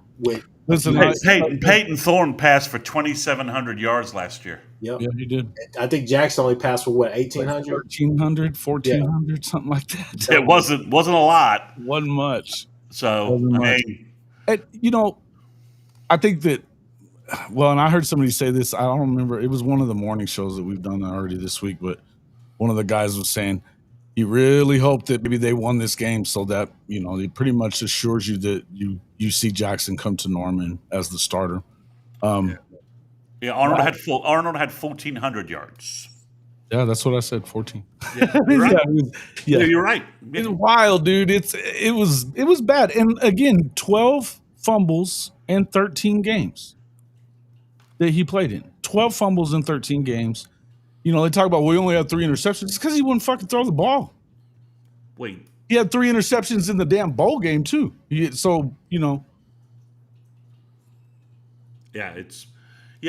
I think the thing about Auburn to me is everyone talks about their talent, and they've got talented players. But I'm not sure I think that they are talented. They have a talented unit on defense or on offense, right? That they got talented guys. They got talent for sure. They got talented, legit, man. Their defense is legit there at Auburn for sure. Well, they're from their interior. They lost some guys, and so but I'm not sure that they have an elite defense, and their offense is a little all over the place. They've got some really talented guys, but I just don't know whether everything's in sync, and if again, we got to see what Arnold. Maybe they're rope-a-doping with all this 3 quarterbacks and 3 play callers and all this nonsense we've heard out of them so far. But yeah, I don't know. I just think it's Auburn. Again, I've been half convinced that Hugh Freeze is trying to get fired and get the payout. Yeah. So, I mean, it's an untenable situation there. I can see that. I mean, but again, they do have talented guys. I'm just not sure cohesively that you can say that they're. I think he thinks too much of his ability with quarterbacks because of what he did when he was at Ole Miss. Yeah, it was one guy, Bo Wallace. That's it. Well, no, he had the Kelly kid did pretty good with him, right? Got him in trouble too, but I mean, I'm just saying he played really well under him. Okay, he got him to the league. Okay, for a minute, for a hot minute. Okay, all right. But again, I just think that it feels like he just definitely thinks so much. And if you're listening to any of these Auburn guys that are out there, and they've got some pretty good creators out there, and they're all on his ass saying, why are you setting it up so you can blame everybody else but yourself? Right. So they're just like us. They're an interesting team. They roll in undefeated, and Arnold's playing well. Then that OU Auburn game goes to a whole other level, right? It turns important very quickly. Absolutely. Yeah. Absolutely. Yeah, listen, you should win the game if you're Auburn because you should win the game because you're Auburn and you have better players. End of story. But if you don't have it right at the quarterback and you've got a guy like Dave Aranda calling plays on the other side, it could get hairy real quick. Especially game one, right? I mean, yeah, no doubt. I mean, we all eyes on you. They're going to talk about that shit. You're the only one on it Friday night. Well, there's Colorado G Tech is going to be an interesting. Georgia Tech is going to be an interesting game too. Is it on at the same time? They're about the same. Yeah, that's a dual screen for me being in Atlanta. Most definitely, yeah. But yeah, I think it was almost the fifth game here. So, but yeah, it's interesting. And Kyle, yeah, I saw the Bowman starting and Stutz is starting. I think both those guys are about to blow out their draft rankings in terms of what NFL players they are. Oh, dude, yeah, he's been killing it. They love him. They love Stutz just like we did when he was here. Yeah, love it. It's awesome stuff. All right. That's enough of that. Let's go to our final chat. Oh, shit. Well, maybe not. Hold on. Oh, yeah. Well, we're going to get into picking our picks. So I'll put them up one at a time. But let's talk about who you've got where. I found it very interesting where we had some guys picked or some people picked for the college football playoff. We're going to go ahead and just pick our entrance into the playoff. We're not going to pick it all the way to the championship round. We'll do that later at the bye week is when we were talking about doing it before. So right now, we're going to just pick the one. Obviously. Well, you didn't pick your teams, did you? I did. Yeah, I got it. I just didn't put it in there. I got it. All right. Yeah, I need Kchris and I need a mulligan after tonight. Do you? Well, shit, I had Boise in there. Yeah. Sorry. That's tough. That's tough, bud. So, Kchris, the talk. You can hear. Everybody can hear you. Let's talk about it. Turn your mic back on, Kchris. Oh yeah. Okay, so just jumping in here, man. Honestly, I think this is a solid matchup. I think that the two teams that you see right there on the left side, 1 and 4, I believe that those are the two teams that play for the SEC championship this year. Look, call me optimistic, call me a homer, call me what you want. I think you will see that. I think that's right now that to me that would be the closest that I would pick in those games. I think Clemson does win the ACC. I think they may drop a game or so along the way, but I think they win it as the ACC. Ohio State, until somebody beats them outside of Michigan. Obviously, I know Michigan, but Penn State, I just don't see Penn State beating them, Michigan, any of the teams that they just cannot seem to get past. I think Oregon, I think Oregon is going to do work in the Big Ten. I think they'll be that third team in the Big Ten. I think the Big Ten definitely gets at least 3 teams in. Utah, I have them winning the Big 12 this year. That is my pick. And then also SMU. I think SMU is probably the second best team in the ACC. Bama is kind of my surprise pick. I think that they sneak in there with like a 9-3 record, or not. I think that they're like a 9-3 team. You could switch them with OU if you wanted to, because you could say that Alabama probably has the higher ceiling, just because of all the talent and everything that's there. But at the same time, I got to see what Ty Simpson does. I think Notre Dame. I think they may drop a game. Either they win against Miami and they lose against Texas A&M, or vice versa. But I see them more or less losing at Miami and then winning that other game against Texas A&M. So their front half of their schedule is a little bit loaded, and after that it's pretty soft. But that G5, that's where it kind of screws with me, simply because I don't necessarily know if, we say the Big 12 is a league of cannibals, right? Where they just cannibalize each other the entire time. I mean, we were a part of that. But this is a year where I could say, like, obviously, yes, I think a G5 team could get in, but who the hell will it be? Will it be Liberty? Will it be, USF? Will it be one of? They're going to have to make some statements. So we'll You kind gotta of have to explain to see. me the SMU pick. You gotta explain to me the SMU pick. SMU schedule is, that's your second ACC team, right? yeah, it's kind of their schedule is light, and Jennings is returning. I mean, I just think that they're going to kind of be one of those teams that kind of goes unnoticed, but stays around that the top 12 teams. I just think it's going to be hard to keep them out. I think that they'll. I think they may get a bit of luck. Either they'll be in the ACC championship game again against Clemson, or they won't. But I think they may get a bit of luck of the draw, as far as some team before them maybe dropping a game or something happening. But SMU, I just feel like they have a pretty light schedule, and why not them? So Yeah. Okay. Why not? Because they sucked. They didn't beat anybody last year. I don't buy them. yeah. But anyway, go ahead. Anyway, all right. So in Utah, I guess that would be my only other question is, like, you believe in Utah, huh?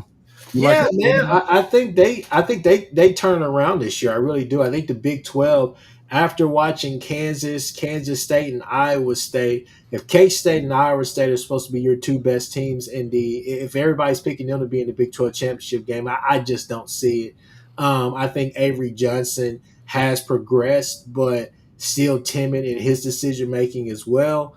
Rocco Beck, they're gonna call a very, very hard game, but it's gonna be hard to beat them. They're gonna call a really good game on both sides of the ball. It's just one of those things where how long will that 3-3-5 last for Iowa State? That's always a question about them. And then two is just, can Rocco Beck, their offensive line is not that good.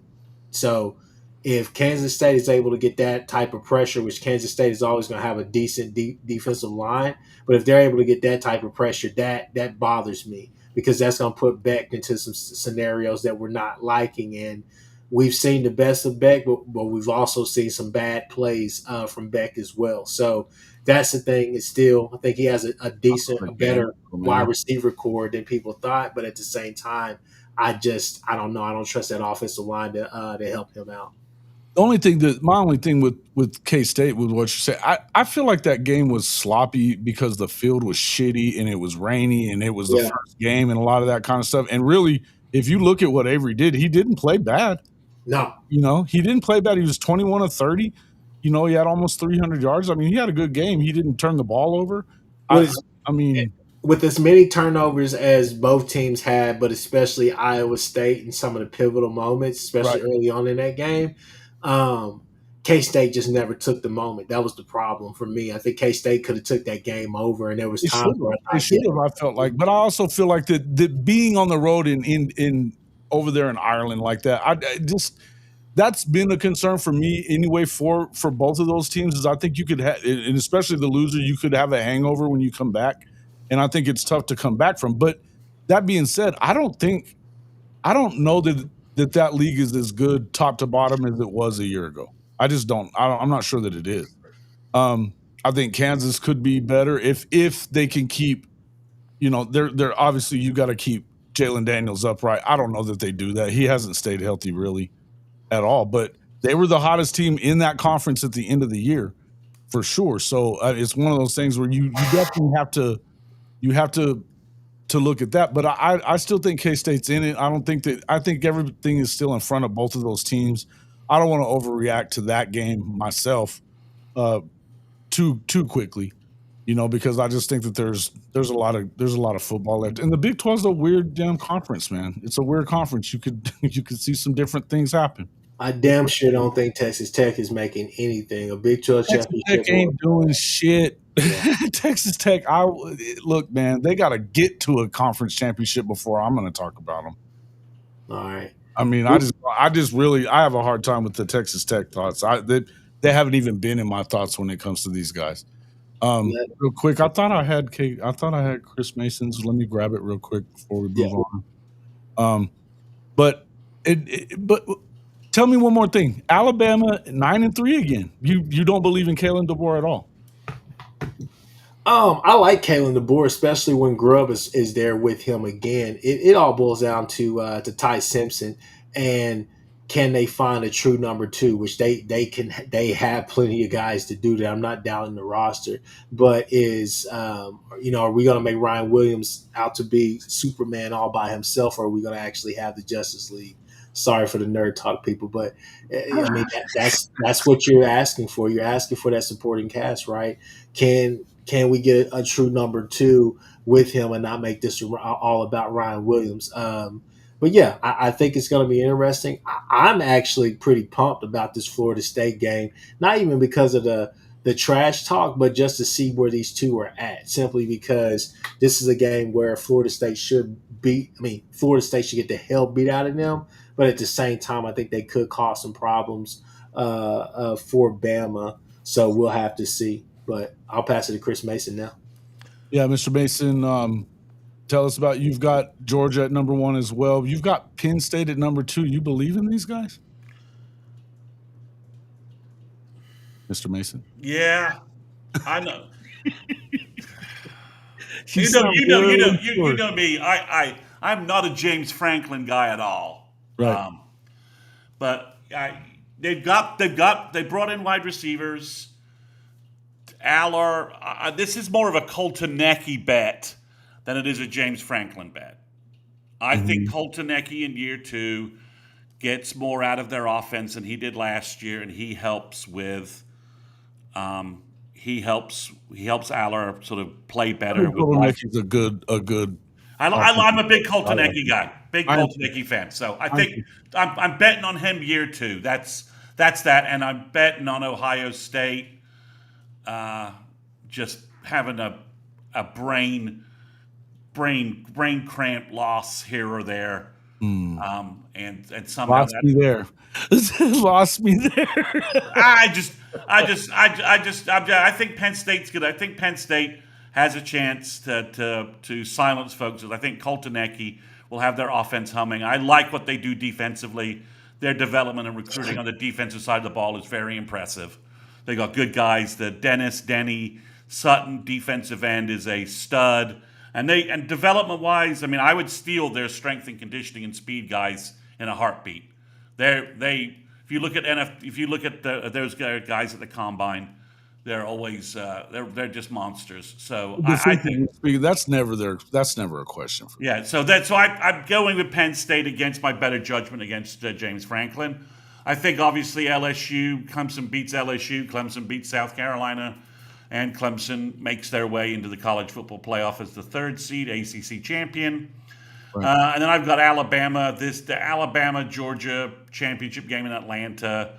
They don't get hurt for losing the SEC title game to Georgia. And I'm going with Georgia based upon the running game, wide receivers, offensive line, hype that I hear all the time right now about UGA. So that's why I got UGA 1. Kirby We'll Smart. we'll have a preview of that in week 4. So Yeah, so we'll have a preview of that. So, rematch there, whatever we go with. I think Texas, I have Texas beating Oklahoma, and that's why Texas limps with their rag-ass schedule. They dropped the Ohio State game, they dropped the Georgia game, but they win the rest of their football games because I don't trust Lagway to be upright when they have to go to Florida. If And I you think take your top lip and connect it to your bottom lip, you will shut the up. I can't believe you just did that.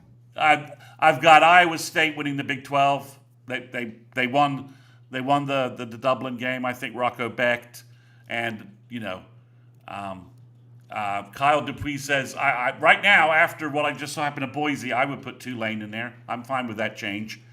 I have Oklahoma going 9-3 and getting the last at-large bid. I think once OU's in the playoffs, it's a whole different story.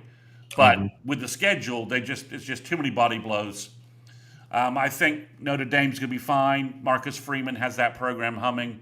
I like their talent on offense and defensive lines. C.J. Carr, I think, will be a game manager, but I like their running backs and I like their offensive line. They have that schemed well.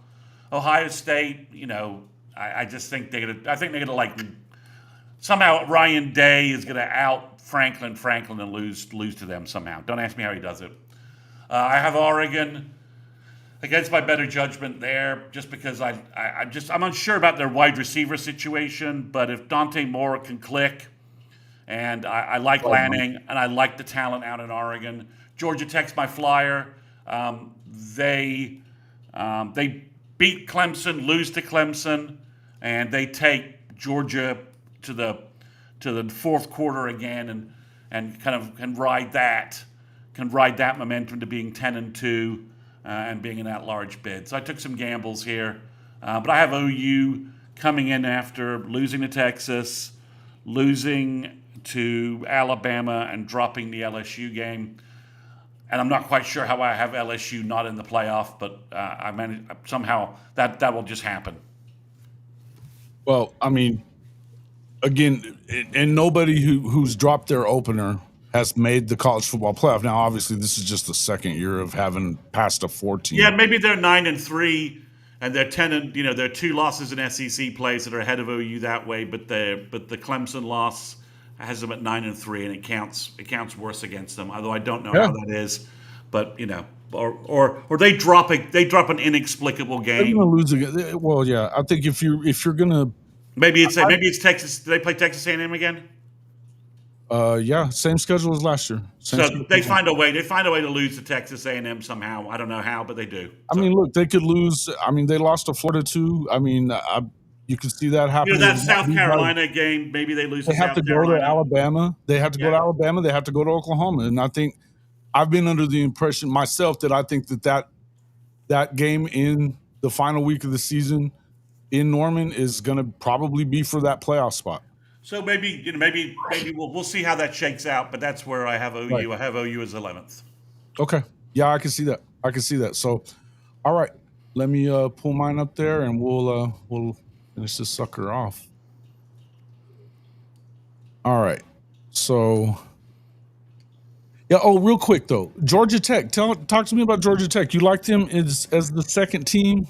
Yeah, I think the ACC is inherently weak. They avoid some matchups with some other teams like Miami, and they have a good quarterback. They have a senior quarterback who fits their scheme perfectly. They have a good running game, offensive line, and their defense is sort of underrated. They ball control. They mash you around, which helps their defense stay fresh, helps their defense not get worn down. And I'm a big believer in what I like their coach. I think he has that program going in the right direction. Culture, fit, identity. Yeah. They check all these boxes. And Haynes King is a good quarterback. He's experienced. He's not going to make mistakes. He can make the play. He can run that offense beautifully. He can throw the ball a little bit. I think they're and again their offensive line is. Their head coach is a former offensive line coach. So their O-line is just Brent Keys is killing it, man. He really is doing a great job. they're just going to grind you down. And if you don't have skill elite guys that are just difference makers, and I don't think they play that many teams this year other than Clemson and Georgia that really fits that category. I mean, they'll grind teams like NC State, Duke down to mulch. They just will. Mm-hmm. And if you don't have elite D-line, Brent, that scheme is going to knock you around. You saw last year FSU's superstar D-line wanted no part of that and had basically quit in that game because Key's guys just smacked them around so much. So that's what it's more of fun. It's more a function of their schedule and their ability to split the series with Clemson. Got it. Okay. Anything else you want to talk about? Anybody else you want to talk about on there? Nope. I just switched to you. I'm interested to see what you have since you. Yeah, no, I'm just busting chops, but and honestly, I'm not even sure what I think of it so far. But there it is. Yeah, I mean, I look at what I did, and I'm trying to figure out how I have LSU going 9-3 and OU not in it. So I'm like, okay, and them not in it. So beating OU and them not in it. So it probably doesn't make sense on some level.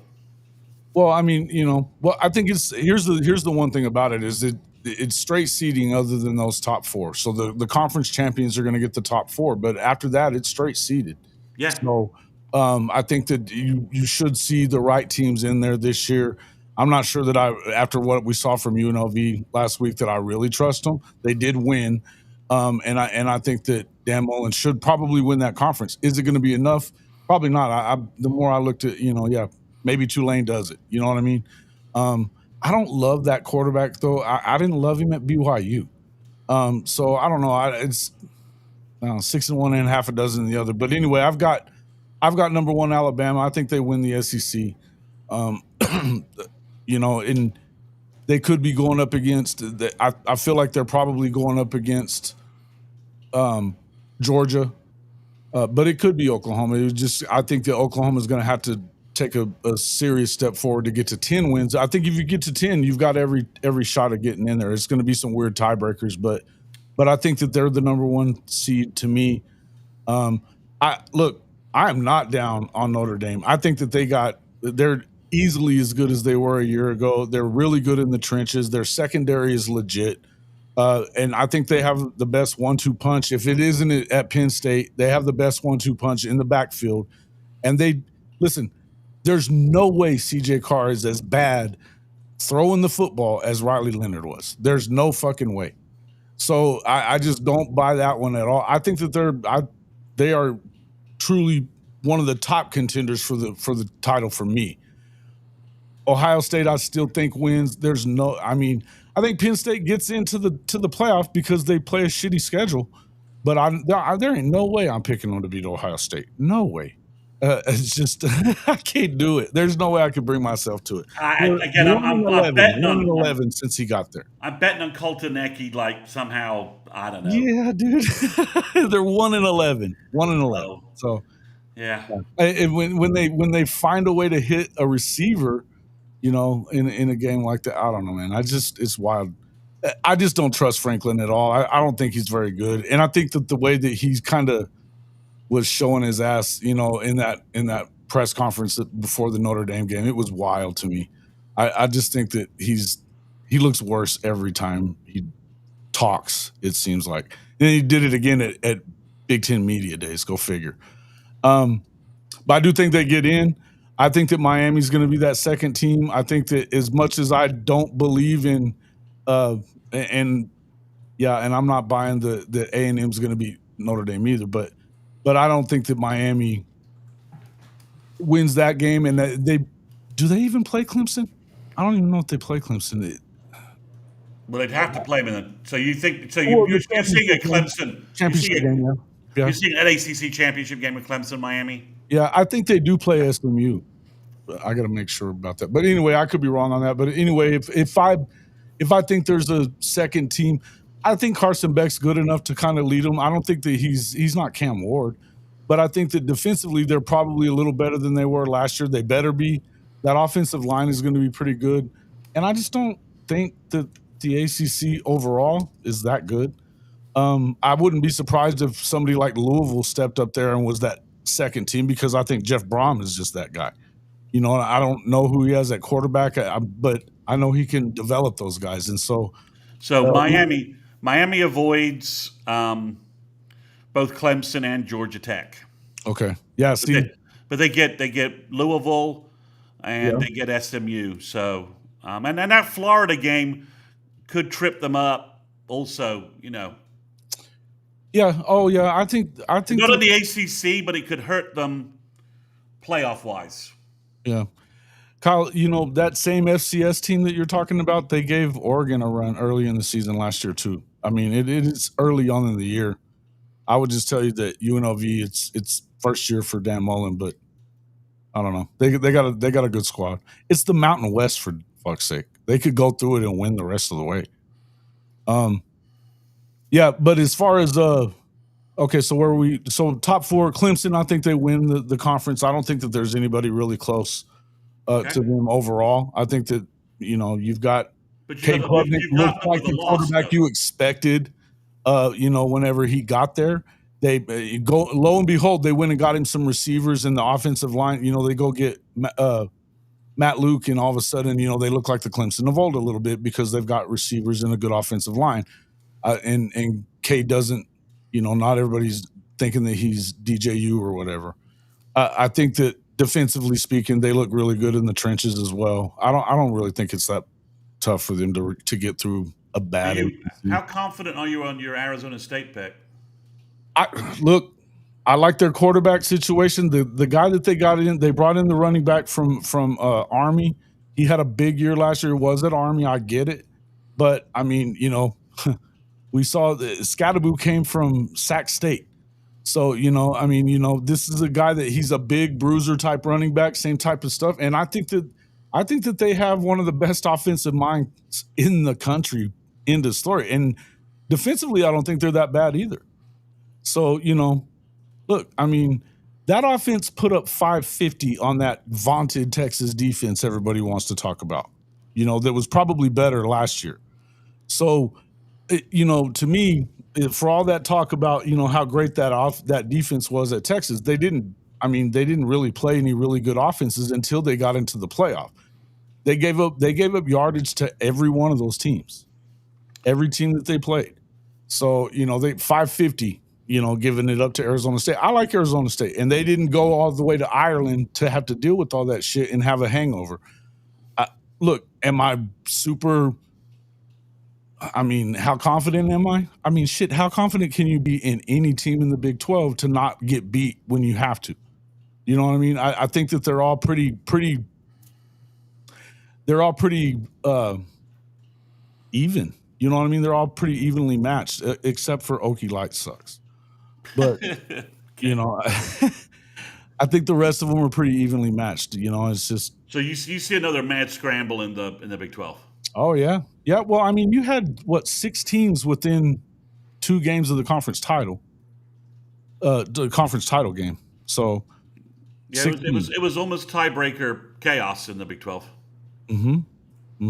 Again. Well, there was a tiebreaker because BYU was out. They got... No, you had 5 teams all with the same record. That's the chaos, I think. Had Kansas not beaten the hell out of Colorado at the end of the season, that it would have been that way. Yeah, that cleared. And actually, they beat Iowa State also. Kansas beat Iowa State also. So it's they look pretty good. They didn't they look pretty good. Jalen Daniels, if he's healthy, he's a problem. Oh, he's good. Yeah, and they looked obviously last year. They had a terrible start to the season when they're just dropping one play games left and right at Illinois debacle and then to UNLV. But you're right. At the end of the year, they did get things going. Beat Iowa State, BYU, and Colorado. 3 games in a row. Probably should have beaten K-State the week before too. So yeah, there. It's the Big 12 is obviously is my number one wild card, other than the Group of 5 champion thing. which has just been wrecked to hell with Boise State losing, and not just losing, getting embarrassed in Tampa tonight. But the Big 12 is probably the thing I feel the weakest about. I mean, on it's some mix of Auburn, mix of Alabama, UGA, Penn State, Ohio State. I'm with you. I think Notre Dame's offensive line and running game are good enough to get them through their schedule. But it's the the rest of how the SEC shakes out is tough, and figuring out the Big 12 champion is like it's like throwing darts at a board. Yeah, and as far as who was it, Sooner guy said, you don't believe a freshman quarterback does that well at Alabama. Ty Simpson's not a freshman; he's a junior. And making his, he's starting he's a first year starter. He's not a freshman.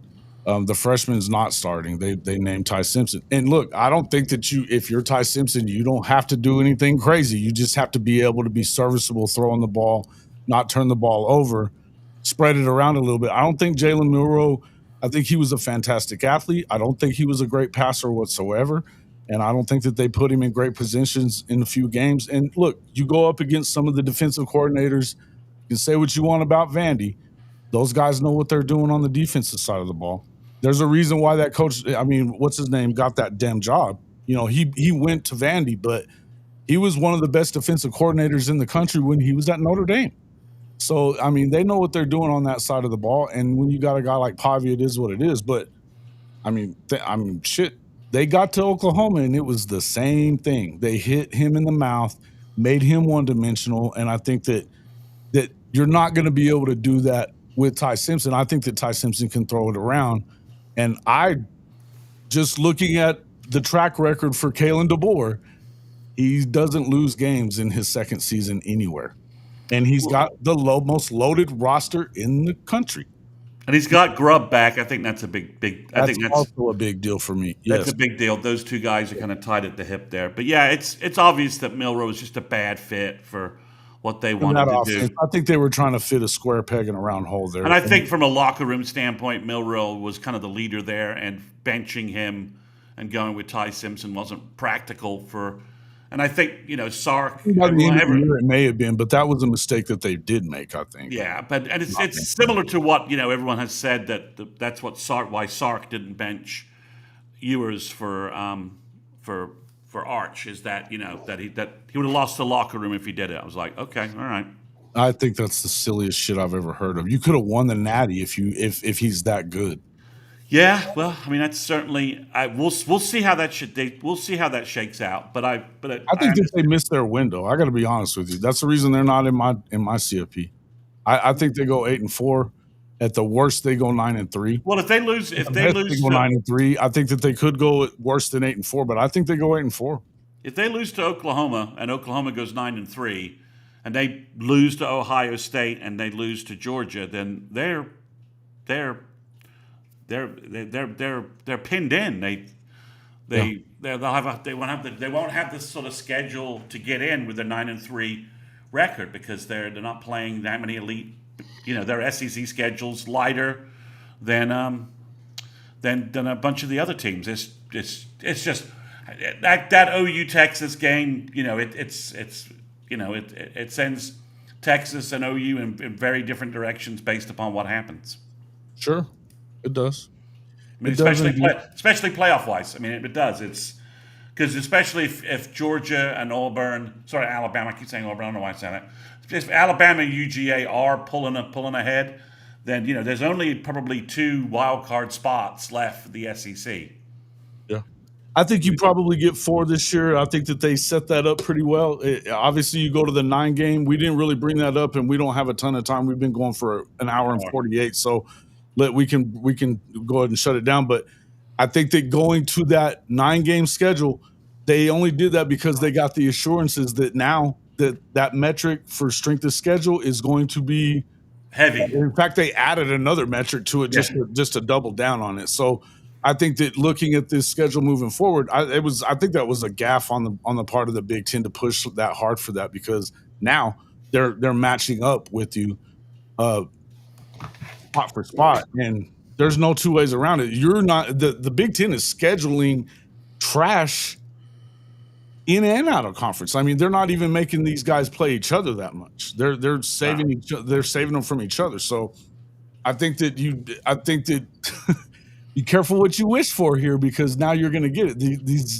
These tougher schedules, and they're going to do the straight seeding. It sounds like nobody who's really interested in the 4-4-2-2 model or whatever, 4-4-2-2 or whatever you want to end up doing. I don't think that ends up working out. Even the Big 12 is like, nope, let's go straight seeding. So, Sooner Legends asked a great question here. So I'll give a broad answer. Yeah, go ahead and do that. Is the SEC 9-3 or 10? The last SEC at large bid, whoever that team is that gets in with that last at large bid, is going to wreak havoc in the playoffs. Because the SEC is so unbalanced that that team could be 9-3, and whoever it is, whether it's OU, LSU, South Carolina, whatever, Florida, whatever team that you slot in there, I think is going to wreak havoc in the playoffs, because they'll be so battle tested. They'll have played tough road games, and they'll be, it's like if it was OU, and I think I had OU playing Notre Dame, I think. Well, OU's not going to be afraid to go into South Bend. I mean, not after the schedule they would have played. I mean, plus we've won in South Bend before, so it's that holds no mystique to OU. I mean, it's South Bend. It's no big deal to Oklahoma going there. We'll steal back play like a champion sign and win a road playoff game if that's the setup that OU got. But and the matchups it's the big thing is the matchups and how things flow. I think there's lots of teams I think could get in. I think there's about 25 teams that could be in the college football playoff, discounting the 7 or 8 at Big 12 teams it could be. I just think there's a lot of different variables, like Illinois, Nebraska, all have weird schedules that help them possibly pull an Indiana, kind of an Indiana thing this year. But I think, my dark horse is, I put it in my top 12. It's Georgia Tech. That's the team people aren't talking about. If they can grind their way through they're definitely going to be a pain in the ass for teams in the trenches and the way that they do things. So the way that they do it, if they can get that, if they can keep that going, keep Haynes King upright, I think they have a chance. That's the hard part, isn't it? Yeah, it's the physical nature of their run game, QB run game. But if they could do that, I think that's the team that you don't want to play in the playoffs, because they'll grind you down to a 2.5-hour game, and you may only have, you're not used to the same number of possessions, and your defense gets beaten up on a 15-play drive, and all of a sudden you're behind this, your time of possessions nothing, and you're playing catch up. So that's the wild card, I think, is a team like Georgia Tech. Styles make fights, matchups make games, and if they get the right matchup with a team that is just not used to that style, they could just hammer them for 60 minutes and pull a big upset. Mm-hmm. I don't know.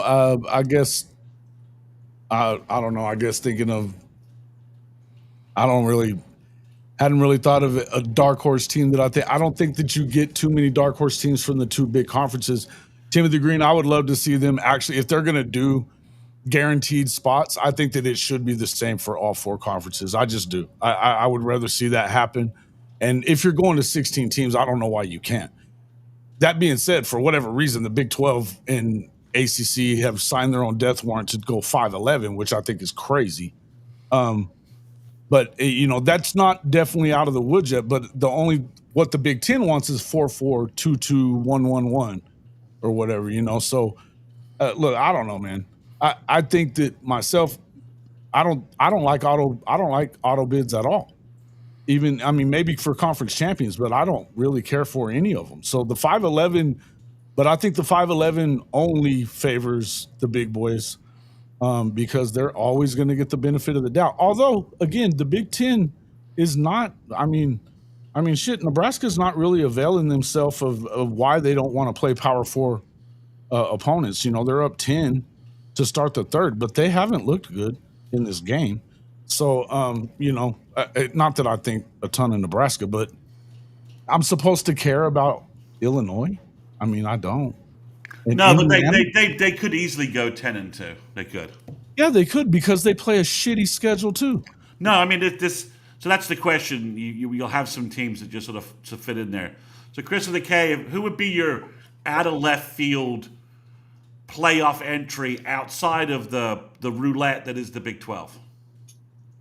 I mean, Louisville? Is it Kansas Louisville? is going to be my pick, but no, I'm not going to touch Louisville. If I had to throw somebody that can make the playoffs out of left field, if you ask me, I would say.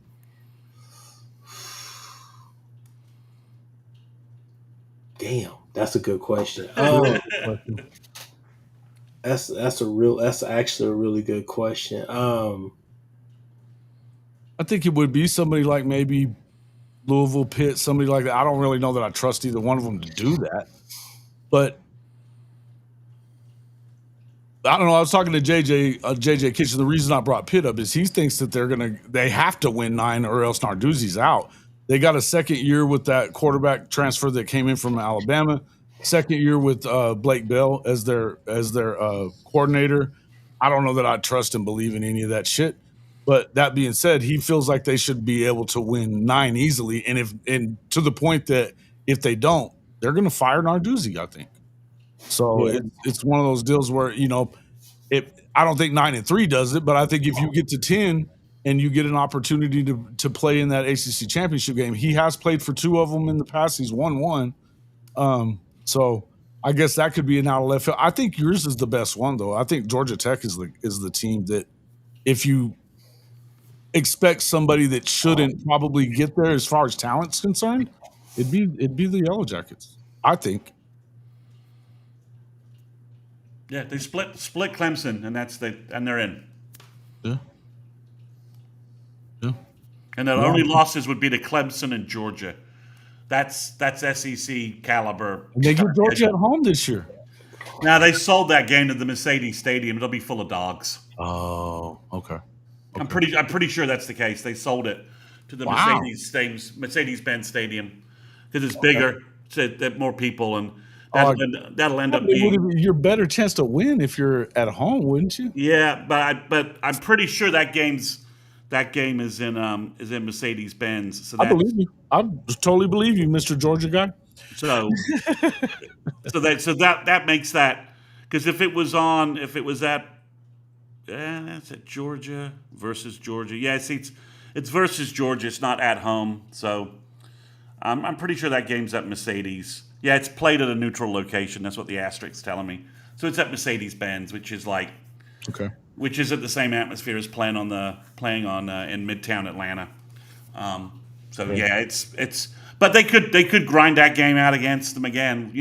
We'll see. I'm like I said, everyone's saying Georgia's figured out their problems. That's a big bet for me, but we'll figure out what's going on there. I mean, there's so much talent that I got to figure at some point they can find someone who can throw the ball to a wide receiver who can catch, right? Fair. No, I think that's fair. Oops. And their O-line guys they got so much O-line talent. They've got to be able to figure that problem out. Mm-hmm. We lost Chris with a K. Yeah, we can finish up here though as well. No, listen, Timothy, thank you for coming in and talking with us and stuff as well as everybody. But JJ does have a good show. He does a good job. He's not really as much as it is a homer, but I still would, just for shits and giggles, you should give us an eat shit pit. Timothy Green, being a West Virginia guy, and at least give us a prediction on the game. Are y'all going to win? The backyard brawl. It's in West Virginia this year, isn't it? It seems like it is. Bixby handled Owasso pretty easily tonight. Oh. Yeah. That's Bixby does that. Bixby handles. Yeah, they get Pittsburgh at home, but it's the 13th. They got two games to warm up. Mm-hmm. So they get Pitt at home this year, so they should win that game. Well, actually, whoa. You're right. I haven't looked at the West Virginia roster. I'm not sure. No, man, they dumped. I'd love to hear what the hell's going on over there. Right, I forgot they brought in 60 players, Ricard right? went in there and dumped everybody. They brought in 60 guys, right? That's what Yeah. I heard. So yeah, that's interesting. So we'll see. But So, or maybe it was because those guys were, they were on Neil Brown. I don't know. yeah, I don't know. we'll see. So It's, all right, man. you can't go home again, right? You can't go home again, or maybe you can. I don't know. Sometimes you can. Doesn't always work out, but we'll see. Tell everybody how to find you. They can find me by going to the easiest way to find me these days is to go to YouTube, search in YouTube Sooners 360, and you will find my YouTube channel where you get all my podcasts and all of my content. Appreciate you coming in as always. Make sure you get over there to the YouTube page. Hey, get over there, and I mean, what's your special right now on your? On my Patreon site, again, just go to patreon.com, search for Sooners 360. I am always just $2 a month with a free 30-day trial for you guys to get all of my recruiting content. And it's getting heavy a little bit, isn't it? Week 2, you're gonna have a lot of visitors from Michigan. Probably the best incoming, or some of the most talented guys all at one time. Maybe six of the top 20 for 2027. Yeah, 6 guys in the top 20, 6 5-stars, and 4 or 5 stars probably for 2028. Wow. Yeah. Wow. Best talent in Norman in a really long time. A long time, yeah. And so it would behoove them to just go ahead and win the damn game. Yes, it would. It should behoove them to do that. It's the game of the week. Everyone's flocking to Norman for it. Every big time player, every big time prospect for 2027 and 2028. Are you going to be in town? No, I'm not. I'm not going to be able to. But that ticket price is also insane as well. It is insane, man. But I'll be there. I don't know if I'll make it into the stadium or not, but I'll definitely be there. Yeah, it's like $400 or $500 a ticket. It's wild. It's wild how much it's going to be, but I don't know. I mean, I'll probably be. I'll figure a way out to do that. But we got next week we got 2 hours next week to dwell on that game. Oh yeah, yeah. And Carlos is in here talking this shit already. We're not talking to you today, Carlos. No, man. Appreciate everybody coming in. Thank you, Chris Mason, for joining us. Chris, for Kchris at the Horns Down podcast. This has been Sooner Intel. We'll see you all on the next one.